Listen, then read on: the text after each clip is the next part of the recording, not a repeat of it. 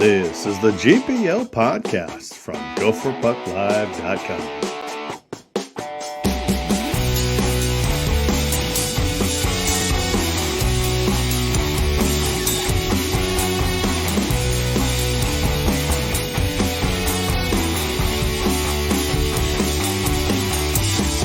This podcast is sponsored by Jerry Peters and First Class Mortgage. Our expertise, your peace of mind. Visit us at firstclassmortgage.com. Now, here's Jupe and Vigo.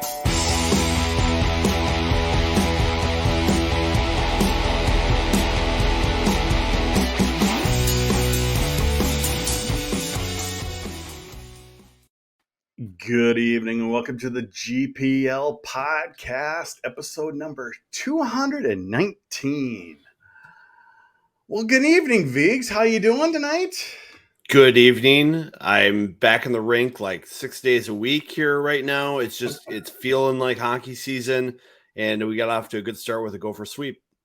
We did, and of course, it's the first episode of the season. We always tend to not have a guest, so it's time to bring in a guest, and it's one of our favorite guests, the one and only Pat Micheletti. Pat, thank you for joining us again. How are you doing tonight? Uh-oh. Oh, no. Say something, Pat. We heard you a second ago. You can't hear us? Interesting start. Kind of like the Gopher penalty kill, not hitting on all cylinders right away. Are you on mute, Pat? Restart. We'll come back to him. We'll see what happens there. I'm not sure what happened to Pat there. We were just talking before you came up. Maybe you broke it, Pat. Yeah. Let's try again. Are you there? No. Oh. Looking good, though. Yeah, he's looking That's good. Looking good. Hold on. I'm going to text him real quick. You talk about Lindenwood, Vigs. All right. No pressure. Well, Lindenwood, I think we saw in the first game kind of a opening night for the Gophers that we were expecting. A lot of skill, a lot of offense. I think we saw Minnesota's offense start to click a little bit here. We saw the speed. We saw the passing. We saw some freshmen who really like to shoot the puck. But we also saw some issues with shots getting blocked. And that's kind of been an issue sometimes for the Gophers at the start of the season. It's kind of a broken record. It's like once you really get going into real games, there can be issues because the defense all of a sudden wants to block shots. And so the shooters have to maybe change their angle a little bit. They have to pass quicker and be making quicker decisions. And maybe we saw some of that throughout the weekend, but it definitely wasn't there at the drop of the puck. Yeah, it was a little goofy. Okay, now we're going to try Pat one more time now. Are you there, Pat? There we go. Viggs, did you not want me or what? You could have just told me. We added Viggs and then we couldn't hear Pat. No, I'm super excited to have you on. It's great to see you. It's great to see you. It was great to see you in the rink. Yeah. At Mariachi too. We didn't get to chat very much. No. Very busy game. It was busy. It was kind of fun to be back in the rink. I was yapping. See, that's what it always is. It's always fun to just be back at the rink. Yes. So much fun. I remember being a ticket holder. You go there, you get a couple walk-arounds in, you see people you haven't seen in a year. Right. So I was so excited to get there to see all these young kids play. And I wasn't disappointed. I would say I wasn't either. I mean, boy, that Cooley kid can. They're going to have to concentrate on him because if you don't, he's going to kill you, Pat. I typically, when I look at teams, I typically don't even want to analyze a lot of them for 3 months. And in this team, especially for me, because when I counted 9 guys and without the goalies, 9 players, position players, in the lineup both nights, 8 on Friday, 9 on Saturday, whatever it was. And I'm like, I look on paper and I say, this might be his most talented team that he's had in his tenure. But then I back up and I say, okay, they're really, really young. They're going to take their lumps. They're going to have to learn how to play in tough situations. And then I say to myself, well, wait, a lot of these guys were playing in high level situations. The pressure won't get to them. So the only difference I really see is, the pounding from some of the heavier teams, some of the older teams, the mature teams, night in, night out, that sort of thing. So I, to a certain extent, I'm reserving judgment. But man, oh man, it's an awfully talented group. I can't disagree with that. I heard saw a couple questions in the chat area. Let's get your thoughts on this, Vigs. Thoughts on both goalies? Close. Yes, he had a shutout, but I really don't think Lindenwood was really. They didn't put much together on Friday night compared to Saturday night when Brodziak played. Yeah, I think the big difference between the two goalies was that Brodziak had to see Lindenwood's power play a little bit more frequently, and I felt like the Gopher penalty kill wasn't as sharp as they needed to be, and there was some traffic and there's some screens that Brodziak had to deal with that Closer didn't. Closer did his job. As we saw down the stretch last year, he is a very calm, steady goalie who makes the saves you expect him to make. And he did that very much so on Saturday. I think it was a much tougher game for the goalie on Sunday night. And welcome to big-time college hockey playing for the Gophers, where you're going to have to be on the toes of your skates as a goalie to make those saves and to come up big when you're shorthanded. And, it's a good introduction for him to see what it's like to play at Mariucci Arena. Ultimately for me, guys, you look at Minnesota's D-corps and there's no question it is the best in the country. Now, so I think a lot of the goaltending will be predicated on how well their D play, how well their forwards come back. I think at times they got a little loose Saturday night and, and whatever, maybe thinking, again, one of those situations where, okay, let's put the hammer down, but they didn't, and they kind of backed up a little bit. So, that may be part of it. But the interesting thing is I talked to Closer after a Saturday before the game, and I'm like, he's got some food and he's eating. And I said, obviously you're not playing tonight. He said, no, I'm not.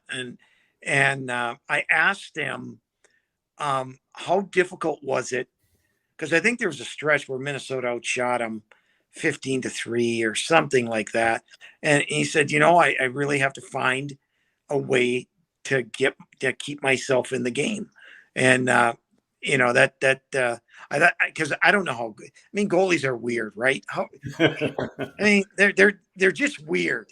But I was really interested to see how he would handle it. Now, Pat, one thing I noticed, on the broadcast, at least on Sunday, was you really want Brodziak to shoot more. Mm-hmm. And he had quite a few times where he should have taken the shot instead of trying to make that extra play. Because as we've seen kind of over the years, he's not as much. He's a playmaker, but he's not as much.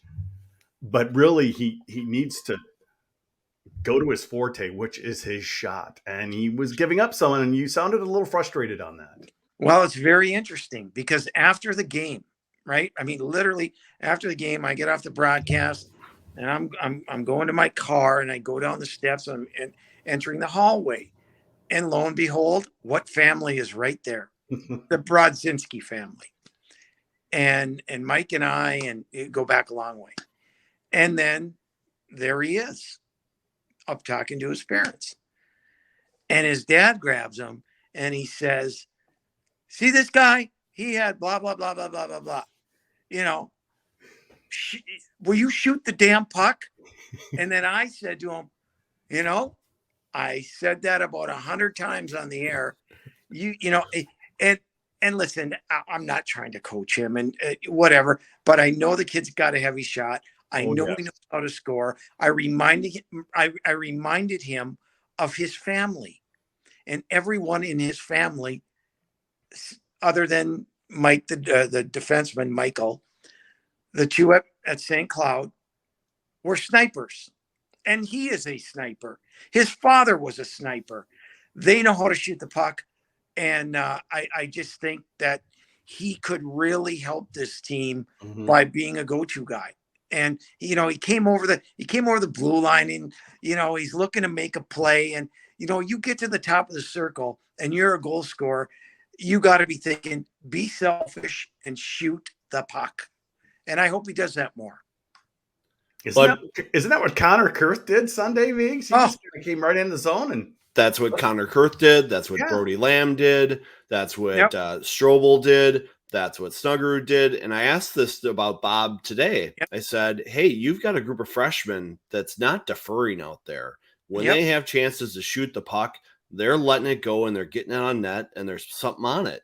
And he goes, that's right. This is a good, confident group and their experience. This isn't a group that just went from high school to college and was deferring to guys they had seen on TV. This is a group of guys that played 2 years of juniors. They played with a development team. They've played in international tournaments.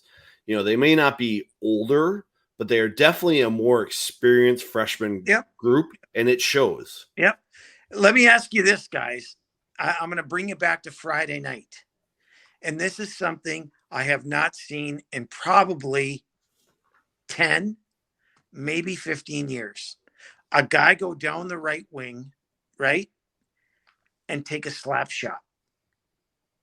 You know who I'm talking about? Snuggerud. Came down the right side, and I'm like, he took the slap shot, and that hasn't happened. I can't recall in college hockey. And we've all watched a lot of college hockey. Yeah. When can you? I said, "Geez, was that Mike Bossy coming down the right side?" Because you don't see that anymore. Mm-hmm. Viggs, getting back to Brodziak, and I feel that if he does start to shoot more and use his skills, he could really take this team to the next level. I mean, he could be a really key part along with his senior leadership, couldn't he? I mean, the spot's there for him. Bob wants his returning veteran guys to fill these roles and fulfill their potential. We've kind of seen them show flashes, but Bob is looking for these guys to be consistent and consistently do what they do well. And for Brodziak, it's definitely shooting the puck. He's got chances on the off wing. He's got chances on the power play now. I think he's playing with guys who distribute the puck a little bit, so he'll have those opportunities. He's keeping up with his line mates right now. They seem to be a little more cohesive as a unit of forwards. So the opportunity is there for him. And for this team to do well, they need those returning players to have their best seasons. And what worries me a little bit, and this is really, it's really important in my mind, is that, we don't know what the lines are going to be. They may change a little bit here and there, tweak here and there, but you have to be able to trust your line mates. Your line mates have to trust you. Mm-hmm. And what I mean by that is, I played with pretty much a lot of the, give or take a guy here, a guy there, but they knew what their role was on the line. Okay. Mm-hmm. And guys got to know, because sometimes, you feel like, geez, should I shoot or, maybe I should pass it, just to be a good guy. And you can't have that mentality. You got to know that, we got to get the puck to this guy. This he's our shooter. They all can shoot it. I get it. But, you just have to have an understanding amongst your line mates. If your line is going to be successful.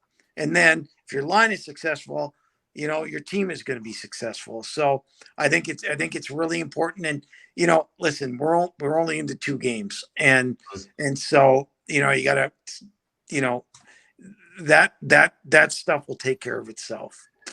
Viggs, one thing you were reporting today is when the team was, down by a goal or tied this weekend, with Lindenwood, a vocal person on the bench was letting them know we need to get things going. And that's maybe a presence we hadn't seen the last few years.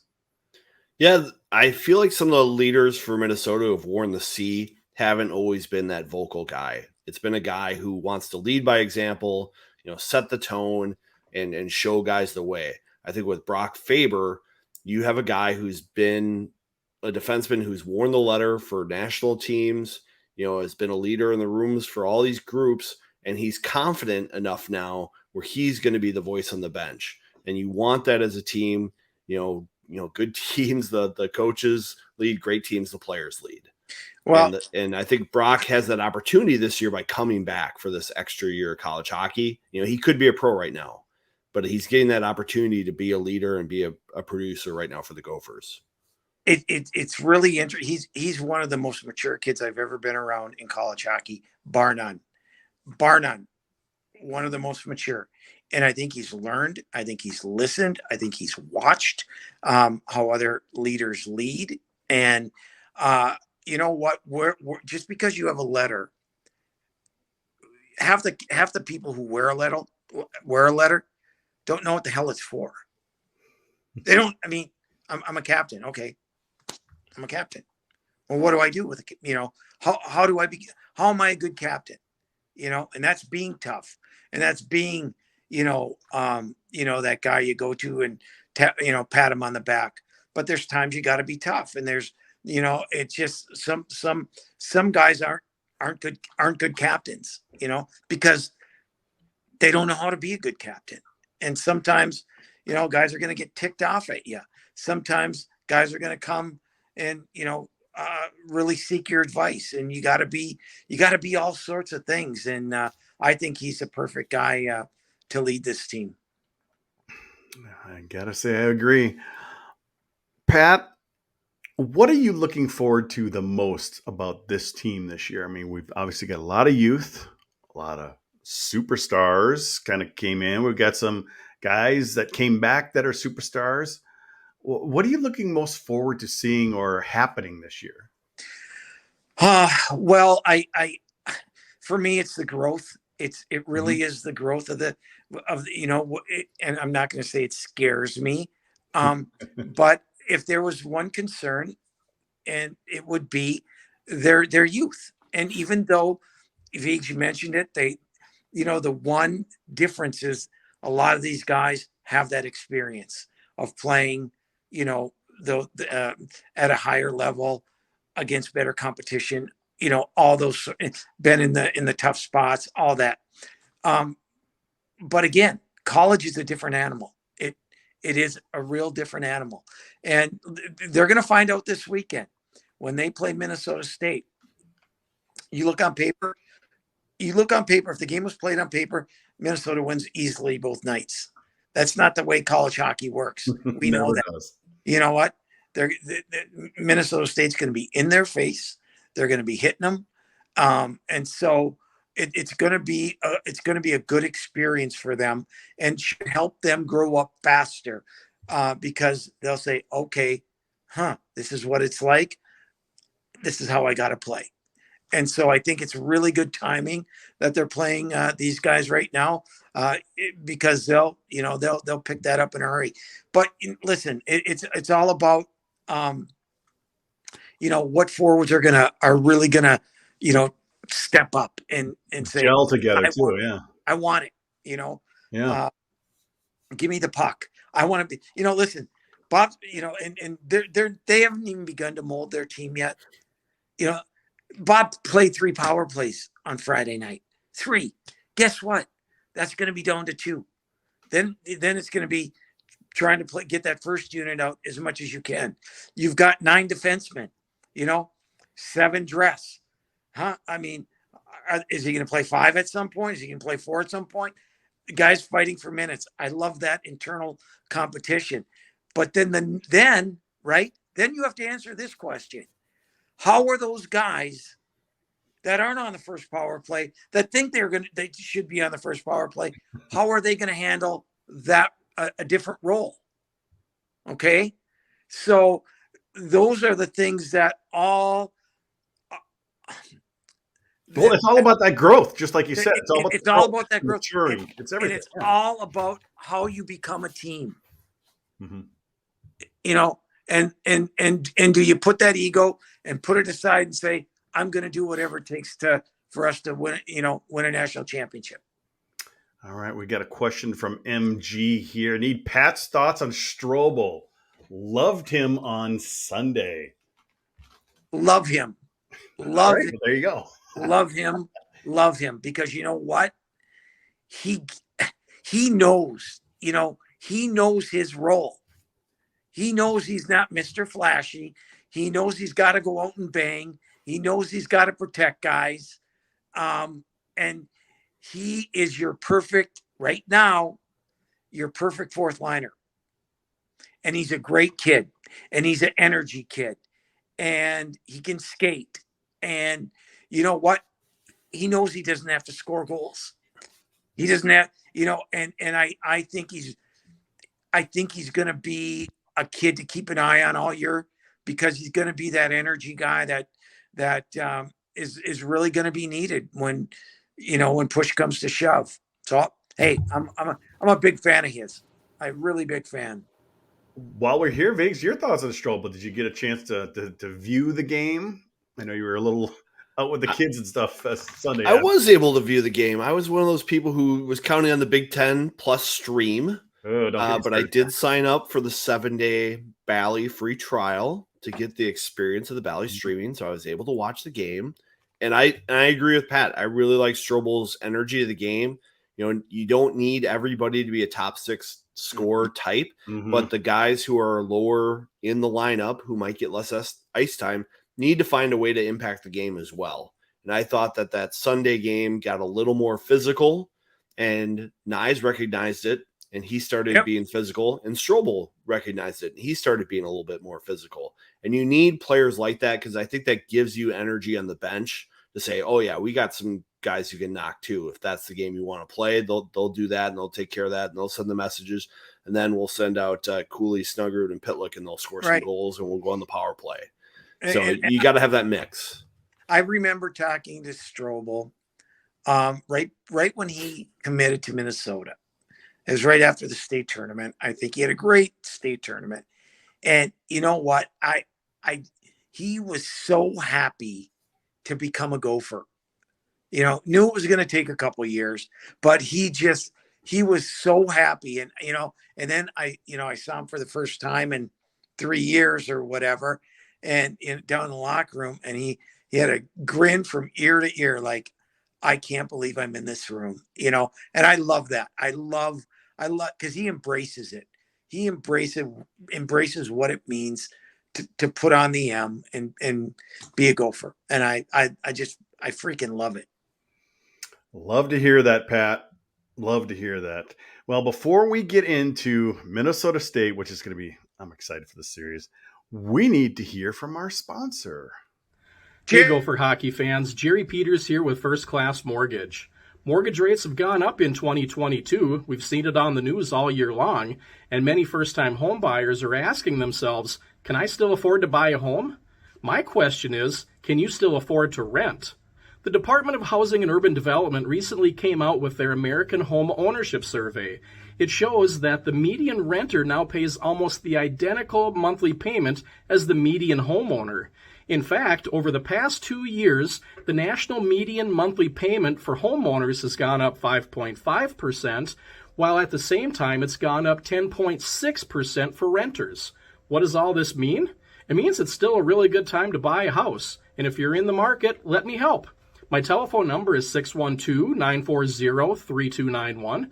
My email address is jerry@firstclasscorp.com, or go to firstclassmortgage.com and fill out a free online application. Mention you heard about me on the GPL Podcast and receive a $500 closing cost credit. Some restrictions do apply. My NMLS number is 480200. First Class Mortgages is 322842. This is not an agreement to lock into an interest rate under Minnesota law. First Class Mortgage is an equal housing lender. All right. Thank you, Jerry, for sponsoring the GPL podcast. I'm going to throw this question out here by Tom Michael. I like it. What series this year will be the good measuring stick to see whether they have something special? And no, not jumping off the bandwagon no matter what. Well, glad you're not jumping off the bandwagon there, Tom. But Vigs, I mean, you could say this weekend's a good measuring stick, but it is still very early in the season. I think it's going to be hard to take too much away from the next 2 weekends as much as we want to. For people who follow this program, Minnesota State and North Dakota are measuring sticks for Minnesota because of the way they've performed in the playoffs the last couple of years. But I think you're not going to know everything about this team until, probably a month or two in. I even think the Notre Dame series might be too soon to tell, just because even Bob today was saying we're still getting our systems in. Yeah. That's going to be tough when you're playing against a team like Minnesota State and you're still working on your forecheck, your back check, your power play, your penalty kill, and you're introducing that to 11 new players, 9 new skaters. That's challenging. So I think it's going to be tough to measure it until probably after, even after World Juniors, sometime in January or February with this team. And there's Breber just suggested the same thing. Maybe St. Cloud in January. Again, I'll go back to what I said earlier. I'm not going to really judge this team until January, mid-January, when you get into the thick of the Big Ten schedule, when games are really, really on the line. Yes, we want to say this weekend. We want to say the North Dakota weekend, but in reality, this is you're going to see a completely different team in 2.5 months. You will, and that's when we see most teams. You get to that point where okay, your lineup, your systems, your attitude, where you are compared to some of the other teams in the league. Are you gonna go up, or are you gonna go down? And I think that all happens, beginning of January. But just glancing at the schedule, I see that road Notre Dame series after World Juniors mid-January. That's your perfect measuring stick, because I think Notre Dame's probably the biggest challenge right now for the Big Ten. Number two in Pat's power rankings.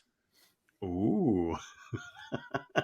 But I was going to say here, Vigs, it might not be a measuring stick, but at the end of the season, wins against Minnesota State and North Dakota can be really big when it comes down to number one seeds and just that whole thing. It's like every game counts when it comes to putting the tournament together at the end of the year. Well, I'm not saying these games don't count. I know I know the fans want the wins. You don't want those in-state games are huge to everyone. Their record has not been good in-state the last 5-10 years, and I think Minnesota fans are sick and tired of that. I think the shining silver lining for the Gophers right now is their defensive core is so strong that I think they'll be in good shape the next 2 weekends. You're not going to see this team get under siege for very long. There might be moments, but these defensemen are solid enough at shutting down plays and getting the puck back that they'll be able to escape pressure, I think. Not easily, but it won't be an issue. Now, Pat, the one thing I know, well, you love to promote the Minnesota schools, and it keeps growing. Obviously, we just got St. Thomas, but we also need Minnesota to do well. In the last 10 games, Minnesota is 2-8 versus Minnesota State. Their last win, November of 2016, a 1-0 victory. So it's been a while since they have beaten Minnesota State. Yeah, it's not going to get any easier this weekend. You're going to face one ornery team. They got thumped. Now, granted, it was an exhibition game, all that in Omaha last weekend. They will be a different team this weekend. They return the majority of their decor. They've got some guys up. They're going to miss Nathan Smith. I mean, he was the guy last year. It certainly wasn't all him, but he was a big part of that offensive engine. but it's going to be tough. It's going to be, you're going to play in front of a raucous crowd there. It's nice to get them here Friday night on the big sheet, and maybe you can expose them a little bit. But listen, Mike Hastings will he understands. He knows all these players, that Minnesota has. He's talked about the decor. He knows how good they are. And so he's a very, very, very good coach, and he'll devise some system to try to shut Minnesota down. So it'll be interesting to see which team cracks. I'm looking forward to it. Well, Viggs, they also don't have a Hobie Baker winner who probably should have won the last two Hobies, really. I mean, back there with his numbers, and Dryden McKay. The defense, yes, they're still good, but it's always something good to have in your head when you got a guy like that behind you. I think it helps, and now they have a goalie who hasn't played a lot of games. And I've talked to a lot of people who evaluate goalies over the years, and they say as much talent as that goaltender has, for them to develop their game, they need to play. They need to have the experience of giving up a big goal and having a crowd on them, or having their team count on them to make big saves. And if you haven't done that in a while, it can be a shock to the system, and the brain can get a little nervous, and all of a sudden the glove and the reactions don't work quite as well, and you don't play up to your potential. So I think that'll be a big change for Minnesota State. I think the big advantage the Mavericks have is they return 3 centermen who are very experienced, and Minnesota is replacing a bunch of centermen. And I think that'll be a big thing to watch this weekend, is matchups on the dot for draws, as well as coverage down around the net. Can Minnesota create odd man situations at the Mavericks net to test the goalie? And can the Mavericks give closer some traffic in front of him, fighting against the Pino and the Coolies in front of the net? So I think that's something I'll be watching for this weekend. Here's my take, guys. And it's happened the last 2 years. Minnesota State is a team that can absolutely lull you to sleep. They can make you play the type of game they want to play. They like to look at the clock and have it go down, down, down, and nothing happen in the game. Nothing is happening. Oh, they get a goal, and then they watch the clock go down, down, down. The big Pat, it's like they're rope-a-dope in boxing. They just kind of sit. They're very structured. Boom. They're very structured. They don't give up a lot of shots. Yeah. And it's funny. I had this conversation with a coach at Denver, and he said to me, we got them out of their game. We got them. We made them feel uncomfortable in the third period. And once you make a team feel uncomfortable, well, then not that panic sets in, but they start to cheat a little. They start to, do things that they're not accustomed. They got out of their rhythm. Mm-hmm. And Harvard started to do that to them in the regional last year, but it was too little, too late. If Harvard had 10 more minutes, I think they beat Minnesota State. But if you don't do something to get them off of their game, off of their system, they'll beat you all night, because they don't give up a lot of shots. They clear out the front of the net very well. And so you've got to make them feel uncomfortable, in my opinion. And let me tell you, folks, they lost 7-2 to Omaha in an exhibition, and it means zilch. Right. I don't think anybody should read into that at all. It's just get kids warmed up. It doesn't mean anything. No, not at all. They'll be ready to play. The crazy thing about that game against Denver was in the third period, all of a sudden Minnesota State started having trouble with simple plays. Simple breakout, receive the puck, chip the puck. All of a sudden they started fumbling the puck a little bit, and their chip wasn't clean out of the zone, or that player coming into the neutral zone to get the puck deep wasn't getting it deep. But why, Viggs? Why? Pressure. Thank you. Pressure. Denver was able to apply pressure. You get on somebody. You don't give him time and space. You don't you don't block a guy for, you know what I mean. If you don't feel comfortable, if you feel rushed, if you feel panicked, you will give up the puck, and that's what Denver made him do. And then Denver started moving the puck around, and then they stopped moving their feet, and they take over the game. I think Bob brought this up Saturday night when talking about his defensive core. As talented as they are, sometimes they want to be perfect. They want to make the perfect retrieval. They want to pick the perfect pass on the breakout. They want to wait for everyone to regroup. And he said, you know what? Sometimes we just got to go. Yep. And make it up on the fly, and we'll do the best we can. Because if you wait too long, you have now given the other team time to get in structure. And so I think one of the things that Denver did. Bob wants to get that puck and go. And get it and go. He wants it north to south, get in, go to work. And that's why, again, he says, that's what I want to do. We haven't implemented anything yet to get that going. And, I just wanted the guys to get out there this weekend, get used to it, play their first game, whatever the case may be. And so as much as he, this is correctable, that's correctable, it's like, got to let him play that first weekend. And I think that's, they accomplished a lot. Well, let's get into the specifics, Viggs. What does Minnesota need to do to win this weekend, or, split or something like that? And what does Minnesota State need to do? Well, I think from the Gopher side, no bad penalties. We saw on Sunday that the penalty kill isn't quite sharp yet, and we saw players taking maybe not so great penalties. So I think if they want to win this weekend, they've got to clean that up. Don't show that weakness against Minnesota State, because I think Minnesota State has enough people coming back where they could give Minnesota some real problems there that they don't need to. I think that's the first thing for me. And then another thing is the defensemen have to go. As Pat's just saying here, make decisions quickly.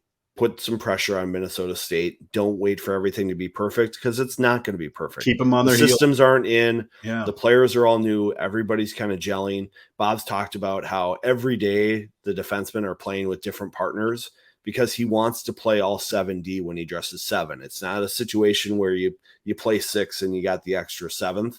No. All 7 are playing. They're playing with different guys every shift, and they just got to go out and execute. Well, here's my key for the weekend, guys. Here's my key. My key is for them, if they reach 30 shots on goal, 30 shots on goal, they win. Anything under 30, they will not win. If they get 30 goals, that means they're putting pressure on. They're getting shots to the net, and they're following them up. Minnesota State does not give up a lot of shots. They keep you to the outside, and it's very, very difficult to get to the net. The shots going on net, they'll be able to get there better. So you can't be cute against them. You got to be north-south, and you've got to get pucks on net, and you have to get to the net. If they get 30 shots each night, they win both nights. One thing that did hurt him again this weekend, this past weekend, Viggs, was block shots. Boy, a lot of times you just got to take one step, east-west to look for that opening. Look when they scored. That's true. Connor Kurth goes from his left, moves about a foot and a half right, lets it go. Brody Lamb, same thing. Came over the blue line, moved a little bit, boom. Mike Hesser, Brock Faber, same thing. Just slight adjustments, waiting for traffic to clear, waiting for the screen to get in the way. Yep. Critical difference. Yep. But Lindenwood did sell out. Didn't they have over close to 30 blocks on Sunday? 35. Wow. Minnesota had 96 shot attempts on Saturday. And And quite frankly, Viggs, last 10 years, Minnesota has been victimized by that type of play for a long, for forever, it seems like. They just haven't been able to get that shot from the point through and things like that off a shin or whatever. It's been weird. As much talent as they've had on the blue line, Yes. they haven't had great shooters back there, which is strange to me. That they have people who they kind of get mechanical and they're receiving the puck, walking the blue line, and they're kind of walking right into the shooter rather than catching the puck, seeing where the shot blocker is, and then making a play. You gotta react to what's out there instead of just going through the mechanics of a drill. And I think guys like Mike Kester did a nice job of getting pucks to the net. Ryan Chesley, I think, does a nice job of getting pucks to the net. I think some of these other guys, they're still getting more comfortable. Brock Faber, his ice time came up today and talking with Bob and how with all these guys on defense, you're not going to be playing 30 minutes a night. We really needed that last year, but this year that's not going to happen. And Brock's retort was like, well, how much less? He's like, no, you're still going to play a lot, but a little bit less. And so he plays a little bit less on the weekend and his points went up. He was able to produce a little bit more. Can I quiz you guys on something? I got a question for you. Multiple choice. Nope. Well, not really, but how many of the defensemen from the point took a slap shot last weekend? None. Did Chesley get one off? Go ahead, Viggs. What? Did Chesley get one off, Ryan Chesley? Then I'd have to tell you the answer. So that's my guess because I've seen him shoot slap shots quite frequently. Zero. All right. Zero. And a point of contention with Bob. I'm in there, before the game, we're talking and he wants his defenseman to hammer the puck. Mm-hmm. And we don't see that anymore. And yes, that wrister works because you want to get it through and there's a lot of traffic. But sometimes, guys, even if you don't get it through, if you wind up and take that and hammer that puck and you hit a guy who's blocking it, his thought process may be, you know what? Maybe next time I don't want to get in front of it. That's what opens up space for you. And, and it doesn't have to be to score every time. It is to open things up. It is to, give those guys a little different thinking. All right. Mm-hmm. And so I know Bob's been harping on him. You get it back there once, you got to hammer it. And it doesn't happen enough. And when that doesn't happen, you as a defender, so you can go out and try to block it, or you can get in the way, or you can, pack things in because it's not going to be coming at the velocity that, a guy hammering it from there does. So, I think they're talking to the guys about that. And like I said, doesn't have to be all the time, but once in a while, you got to let her fly. Well, like they did on the transition. I mean, we hadn't seen that right in recent, really, college hockey for Minnesota, or at least around here. I mean, somebody just, instead of trying to go all the way to the net, they saw an opening, bam, shoot the puck. Yep. I had an old friend who is a Marine, and he said sometimes the artillery just fires for effect. Mm-hmm. You're just sending a message to the enemy. Thank you. We can bring it. Great analogy. Go hide in your foxhole. Yep. Exactly. We may or may not be following it up really quickly. It was funny. Reed Larson, former Gopher great, Detroit Red Wing. No one shot the puck harder than Reed. And I will tell you, there was a game I played against him in Italy. And I saw it was him at the point. And he brought that stick up. And I said, no, thank you. Ole. And I got out of the way. Later he started laughing at me. I said, well, I'm not going to get hit by that thing. But no, to your point, you don't want to take a hard slap shot off the ankle. I mean, you don't. And so you have to do that. It's all part of, the psychological part of the game, that sometimes guys don't think about. Yeah. All right, Viggs, let's hear your prediction on the weekend. Home and home. Friday at Mariucci. Saturday at, I can't remember. The Mayo Center. Yes. They've changed like 3 or 4 times. I can't. Yep. It's still the Civic Center to me, the Mankato Civic Center. What do you think, Viggs? I think we're going to see a split.